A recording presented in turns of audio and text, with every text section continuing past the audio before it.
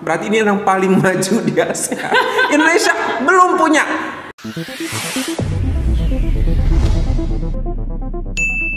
Assalamualaikum warahmatullahi wabarakatuh. Kembali dengan kami di channel ini. Ya, dulu sebelum Indonesia melaunching kereta cepat Wus, ada beberapa warganet Indonesia, entah yang ada di negara jiran ataupun yang ada di Indonesia, dalam beberapa kontennya selalu membandingkan dan membanggakan apa yang ada di negara jiran dengan Indonesia, yang katanya di Indonesia tidak ada, termasuk kereta lajunya Malaysia, yang saat itu menurut mereka di Indonesia belum ada. Sebagaimana pada salah satu video reaksi dari salah satu netizen Indonesia yang dibuat ketika proyek kereta Wus sedang dilaksanakan di Indonesia. Berarti ini yang paling maju di Asia. Indonesia belum punya. Mungkin aku akan bilang ini keunggulan Malaysia dibanding Indonesia. Nah, berbeda banget Mistika ngomongin tentang kereta.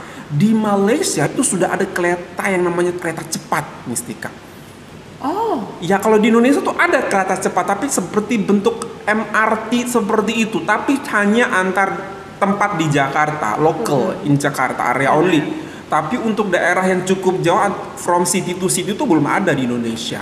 Kalau di Malaysia tuh sudah ada kereta cepat antara satu kota ke kota yang lain, Mistika. Ya. Contohnya dari Penang ke Kuala Lumpur. Oh. Seperti itu. Oh, Yes. keren ya. Dan keretanya tuh nggak main-main, Mistika. Katanya bagus banget. Masa? Kayak Shinkansen gitu, Mistika. Aku jadi jealous. Mereka punya Shinkansen. Betul.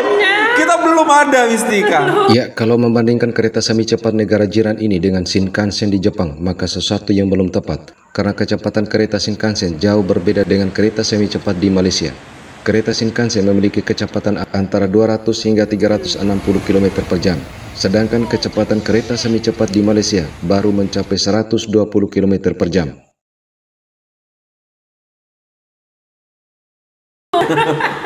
Oke, seperti apakah kereta cepat daripada Malaysia ini? Kita akan cari tahu. 1, 2, 3, here we go.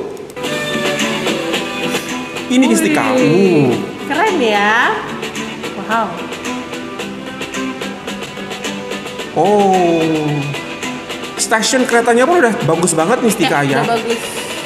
Wow. Terlihat iya Modern banget. Ada nggak di Indonesia, aku tanya Mistika, seperti ini? Belum sih ya. Belum ada. Wow. Pengen lihat seperti apa di dalamnya? Teman-teman, ini dia kereta akan membawaku menuju ke Kuala Lumpur dari stasiun. Ya, dan ada yang lebih menggelikan ketika ada netizen Indonesia membuat video parodi ataupun yang mengatakan kereta cepat Malaysia sama dengan MRT atau LRT di Indonesia. Maka mereka akan mati-matian membela dan mengatakan bahwa Malaysia lebih dulu ada dan maju. Sedangkan di Indonesia ada pun pada saat zaman Presiden Joko Widodo. Ini pastinya buat video ini tuh busuk hati banget. Mana ada kereta Malaysia seperti ini. Di Malaysia tuh udah modern. Kenapa saya tahu kalau kereta api di Malaysia itu modern? Karena saya lihat video ketika orang Indonesia bikin vlog di Malaysia. Asal lo tahu, khususnya bagi yang edit video ini, transportasi umum di Malaysia itu lebih maju daripada di Indonesia, khususnya di Jakarta. Perkeretaan api Indonesia itu mulai bagus sejak pemimpinnya itu Bapak Jokowi. Ketika itu kalau nggak salah Menteri Perhubungannya itu Jonan.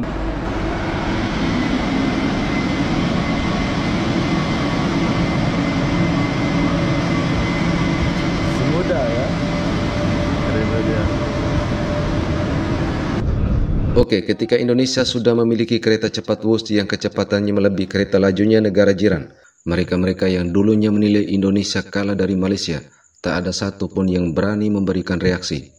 Entah mungkin spesifikasi konten mereka berjenis komparasi yang membandingkan apa yang tidak ada di Indonesia ataupun yang jelek dan buruk di Indonesia, kemudian dibandingkan dengan negara jiran, yang tentu alasannya adalah sebagai sebuah kritikan. Ya, sebenarnya tak masalah jika memberikan kritikan, namun jangan sampai kritikan yang kebablasan dan terkesan nyinyir. Oke, meskipun demikian, satu hal yang menjadi sebuah fakta yang berbalik, malah banyak warga Malaysia yang datang mencoba kereta cepat Wus, hingga mantan Perdana Menterinya juga datang mencoba kereta ini. Ramai gila orang. Saya dengar orang cakap kita cari kepalanya dulu. Nak tunjuk depan kereta api tu macam mana, kepala kereta api. Train dah sampai stesen Halim. Nampak tak tu? Halim ke Tegaluar. Ni ramai-ramai ambil gambar kat sini. Dia lah rupa depan kereta api tu. Kasih nama berapa?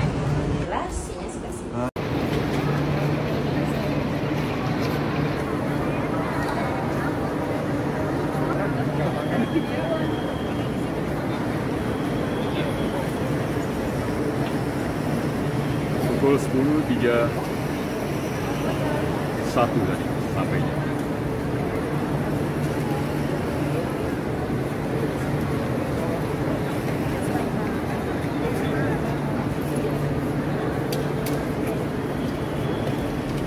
Dan di sisi lain, banyak juga konten-konten reaksi dari warganet negara jiran yang terkagum dengan kereta Wush ini. Jadi itu dia ya, begitu populernya, terkenalnya gitu Wush, kereta cepat Indonesia ini.